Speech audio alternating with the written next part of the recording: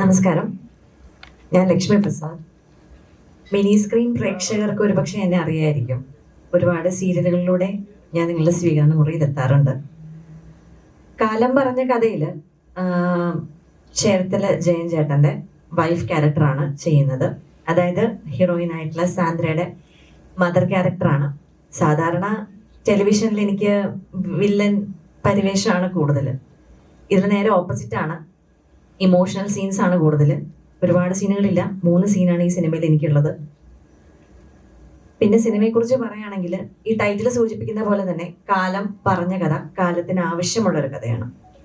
Daily നമ്മൾ പത്രത്തിലും മറ്റു മാധ്യമങ്ങളിലൂടെ കാണുന്ന കുറേ കാര്യങ്ങളുണ്ടല്ലോ. അടുത്തിടെ എനിക്ക് തോന്നുന്നു നിങ്ങൾ ശ്രദ്ധിച്ചാൽ അറിയാം, ഒരു 5 വർഷം, ഒരു 10 വർഷക്കാലത്തിനാണ് ഡ്രഗ്സും, ഈ ഡ്രഗ്സ് മൂലം കുടുംബ ബന്ധങ്ങളിൽ തന്നെ നഷ്ടപ്പെട്ടു പോകുന്നൊരവസ്ഥ. അപ്പൊ ഈ വാർത്തകളൊക്കെ നമ്മൾ കാണുമ്പോൾ വിചാരിക്കും ഇതൊന്നും നമ്മുടെ വീട്ടിൽ സംഭവിക്കില്ലല്ലോ എന്ന്. നേരെ തിരിച്ചാണ്. കാര്യം നമ്മുടെ മക്കളും പുറത്ത് പഠിക്കാൻ പോകുന്നുണ്ട്. ഒരു നിമിഷം ചിന്ത മതി, എന്തും സംഭവിക്കാം. അതിന് ഉത്തമ ഉദാഹരണമാണ് തിരുവനന്തപുരത്ത് നടന്ന ഒരു കൊലപാതകവും സ്വന്തം അമ്മ കുഞ്ഞിനെ വലിച്ചെറിയുന്നത്. ഇന്നലെയും മിനിഞ്ഞാന്ന് വന്ന ന്യൂസാന്ന് തോന്നുന്നു, ശ്രദ്ധിച്ചോന്നറിയില്ല. ഫേസ് ക്രീം എടുത്ത് മാറ്റിയതിന് സ്വന്തം കുട്ടി അമ്മയെ കമ്പിപ്പാര കൊണ്ട് തല തല്ലി പൊട്ടിക്കുക. അപ്പൊ നമ്മൾ വിചാരിക്കും നമ്മളൊക്കെ പണ്ട് അമ്മമാരെയൊക്കെ അങ്ങനെ ചിന്തിക്കുമോ? ഒരു ഫേസ് ക്രീം എടുത്ത് മാറ്റിയാലും ഇത്ര വിഷയം ഉണ്ടാവുമോ? ഇതൊന്നും കുട്ടികളല്ലേ ചെയ്യുന്നത്. കുട്ടികളുടെ ഞരമ്പിലൂടെ ഓടുന്ന വേറെ എന്തൊക്കെയോ സാധനങ്ങളാണ്. സോ ദയവേത് എല്ലാവരും ഈ സിനിമ തിയേറ്ററിൽ തന്നെ പോയി കാണുക. ഇതിലെ ബഡ്ജറ്റ് അല്ല താരം, ഇതിന്റെ പ്രമേയമാണ് താരം.